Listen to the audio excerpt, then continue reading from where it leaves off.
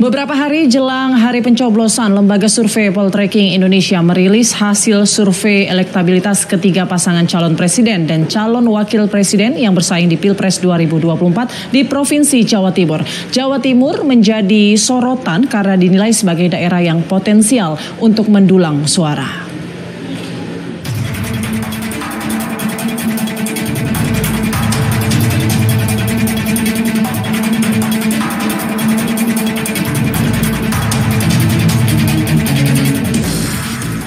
Jelang berakhirnya masa kampanye, tiga pasangan calon presiden wakil presiden yang bersaing dalam kontestasi pemilihan presiden 2024 kian gencar menyapa masyarakat di berbagai penjuru tanah air. Tidak ketinggalan Jawa Timur. Dari hasil survei terbaru Lembaga Survei Poltreking, Jawa Timur dinilai sebagai provinsi penentu dan terpadat kedua dari segi daftar pemilih tetap DPT. Dari statistik, lebih dari 31 juta pemilih atau sekitar 15,5% pemilih ada di Jawa Timur. Selain itu, Jawa Timur yang merupakan basis Nahdlatul Ulama kian menarik untuk diperebutkan para paslon. Dan hal ini kerap terjadi di setiap kontestasi Pilpres. Jawa Timur pun dianggap provinsi yang paling kompetitif karena bukan merupakan basis salah satu paslon peserta Pilpres 2024. Ada beberapa hal yang penting untuk kita bedah. Pertama, tentu dia menjadi salah satu provinsi yang secara populasi sangat gemuk, ya. Meskipun ada provinsi lain, misalnya Jawa Barat, ya sekitar 17%. Provinsi kedua, secara proporsi DPT jumlah pemilih Jawa Timur adalah terbesar kedua, kemudian disusul Jateng. Nah, poin kedua, secara tradisional di 10 tahun terakhir Jawa Timur juga menjadi salah satu provinsi yang dianggap kompetitif. Dari survei yang dilakukan Lembaga Poltreking pada 25 hingga 31 Januari 2024 di 11 dapil DPR RI di Jawa Timur, paslon nomor urut 2 Prabowo Subianto Gibran Rakabuming Raka mendapatkan elektabilitas tertinggi dengan presentase yang fantastis, mencapai 60,1%. Sementara elektabilitas paslon nomor urut 3 Ganjar Pranowo Mahfud MD berada di angka 17,2% dan paslon nomor urut 1 Anies Baswedan Muhaimin Iskandar elektabilitasnya 14,9%.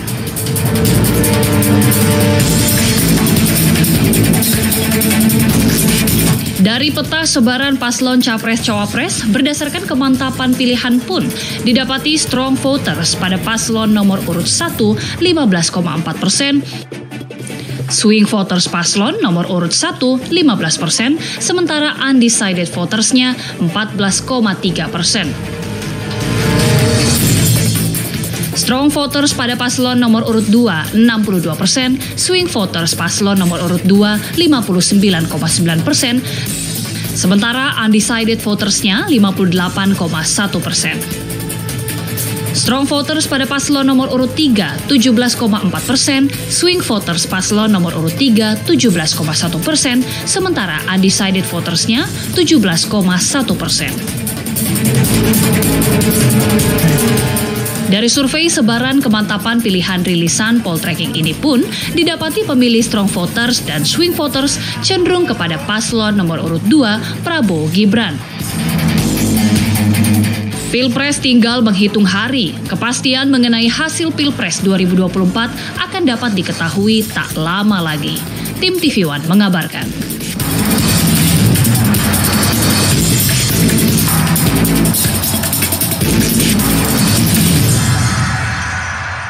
Pemilih presiden memang tinggal hitungan hari, pemirsa. Untuk itu, Lembaga Survei terus melakukan survei demi memperbarui data tingkat keterpilihan Capres dan juga Cawapres. Nah, hari ini, Lembaga Survei Poltreking Indonesia merilis hasil survei terbaru untuk wilayah Jawa Timur seperti kita lihat tadi. Ya, lalu mengapa sebenarnya Jawa Timur yang dibidik dan apakah Jawa Timur ini menjadi kunci dalam pemilihan presiden kali ini? Untuk membahasnya telah bergabung bersama kami Direktur Eksekutif Poltreking Indonesia Hanta Yuda dan juga Direktur Eksekutif Indikator Politik Indonesia Burhanuddin Muhtadi. Selamat sore, Bapak-bapak.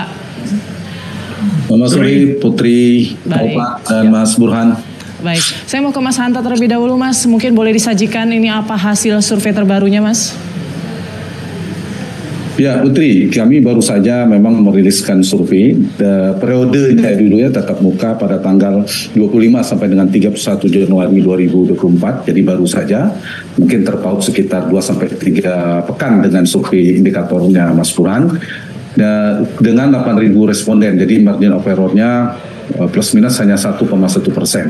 Nah, temuannya yang paling utama memang elektabilitas di pasangan nomor 1 itu 14,9%, pasangan Anies Muhaimin, kemudian paslon 02 60,1%, paslon 3 17,2%. Nah, kalau kita lihat lebih dalam ke trennya, kami melakukan survei terakhir ya, misalnya 5 kali terakhir survei di Jawa Timur itu 3 di awal sekitar bulan Mei, kemudian November 2022, Juni 2023 itu masih Ganjar Pranowo yang unggul.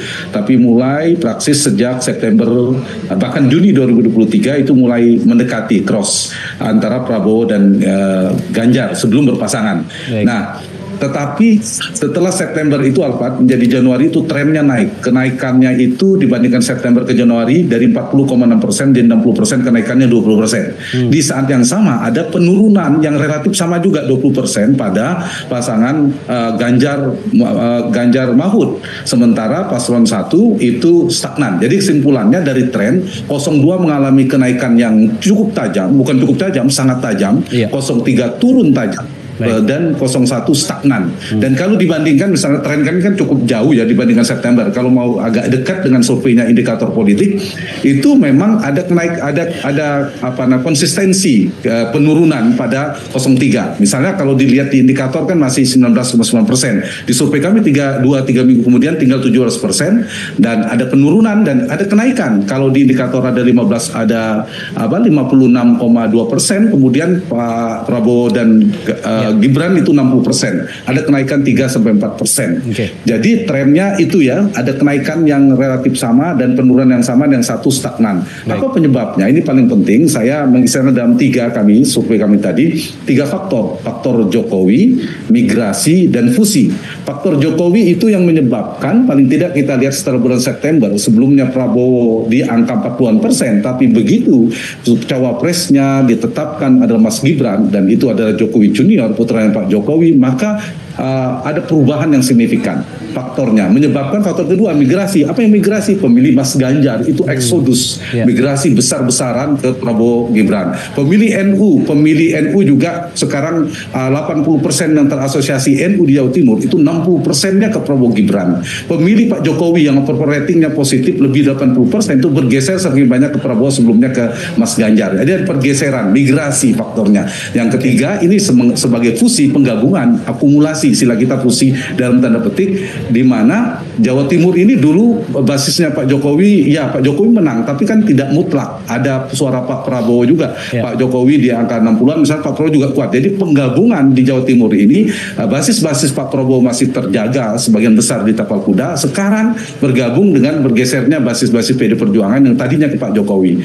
Ke Pak Jokowi sekarang ke Prabowo Gibran. Nah, itu juga yang menjelaskan di studi kami sedikit lagi, di subkultur regional 5 itu Arek, kemudian Mataraman, Madura tipis dengan Anies, tapi di luar itu Arek, Mataraman, Tapal Kuda dan Pantura itu sudah dimenangkan oleh Prabowo Gibran yang sebelumnya masih bersaing ketat. Di Mataraman masih menang Ganjar, sekarang sudah wilayah Prabowo. Di 11 dapil DPR semuanya dimenangkan oleh pasangan nomor 2 kecuali masih kompetitif di dapil Madura. Terakhir di 38 kabupaten kota juga kami melakukan cross-tabulasi, cross-tab itu 4 kabupaten di Mataraman terutama Blitar, Madiun, Kediri itu masih Mas Ganjar unggul. Kemudian Anies berpotensi di Probolinggo dan Sampang, Madura. Di luar itu 32 kabupaten kota dari keseluruhan 38 kemungkinan besar berdasarkan data per hari ini itu unggul Prabowo Gibran. Jadi Jatim sekarang menjadi basis Prabowo Gibran per hari ini. Baik, Mas Santo, tadi kita sempat ditampilkan mengenai beberapa pemilih tadi, strong voter, undecided voter dan juga swing voter. Nah tadi kalau kita lihat di strong voter ini masih 36%, artinya yang sudah mantap memilih begitu ya. Nah ini kemudian kalau kita lihat dari hasilnya, apakah ini menunjukkan angka real di masyarakat sehingga 60%-an tadi ini benar-benar angka yang kalau kita lihat strong voter kan masih kecil nih. Nah ini apakah memang angka real di masyarakat seperti itu bagaimana? Ya, Alpat, memang temuan survei Jawa Timur ini dibandingkan dengan survei nasional, ya nanti bisa dibandingkan data Mas Burhan, dibandingkan survei nasional, strongnya lebih besar di nasional ya. Di Jawa Timur ini relatif agak rendah temuan kami. Ini cukup tinggi swingnya sehingga harus diantisipasi oleh semua kandidat. Jadi meskipun angkanya tinggi harus diantisipasi. Nah, kali ini ada cara dua cross tabulasi ya, dua pertanyaan. Kita menanyakan, ditanya apakah masih mungkin Bapak Ibu Saudara mungkin berubah pilihan, tidak merubah lagi, itu kan udah dianggap strong. Ada mungkin berubah itu kita anggap swing gitu. Nah, yang strong ini kalau tadi cara melakukan cross tabulasi, strong itu memang tersebar proporsional sesuai dengan elektabilitas, kelihatan dari tabel ini. Yang swing juga iya. Tapi bisa juga cara untuk membedah dari sisi misalnya setiap kandidatnya. Nah, itu cross tabulasi mulai misalnya pasangan Amin dari elektabilitas dia 15% itu 38,9%-nya sudah kuat, mantap, nggak berubah lagi. Yang swing masih 37%. Yang Prabowo itu sekitar 40% yang tidak berubah lagi, tapi mungkin berubah 36.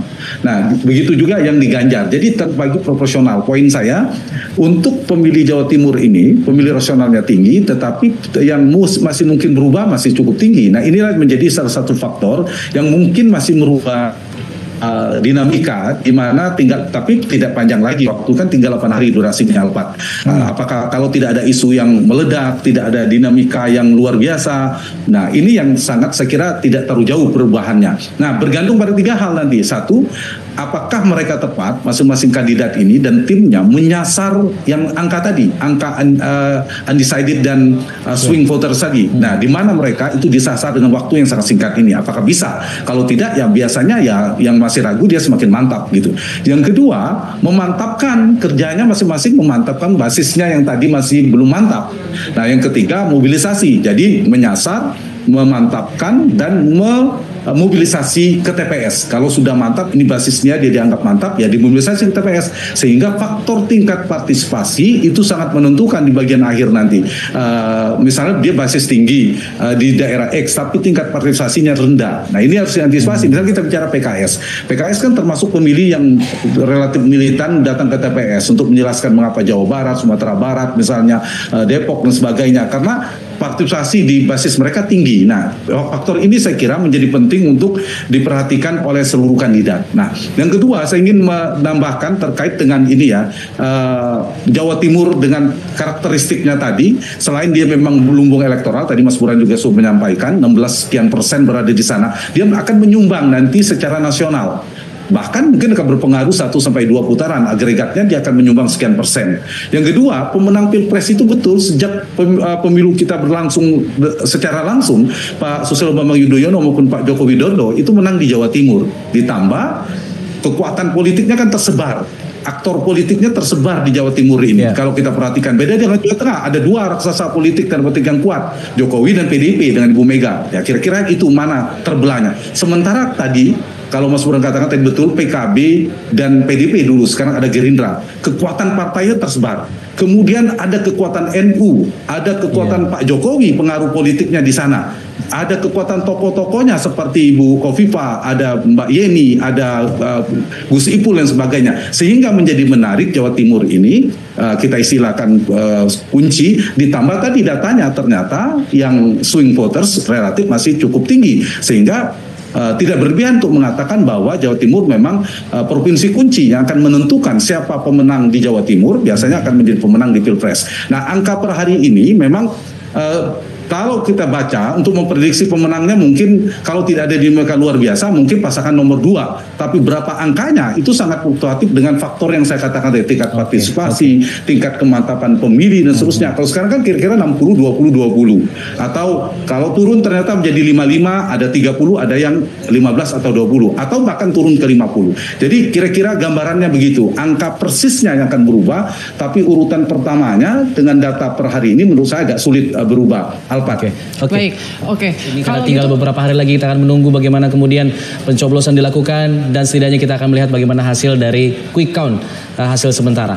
Nanti terima kasih Mas Burhan, terima kasih juga Mas Santo Yuda. Selamat sore. Selamat sore Bapak-bapak.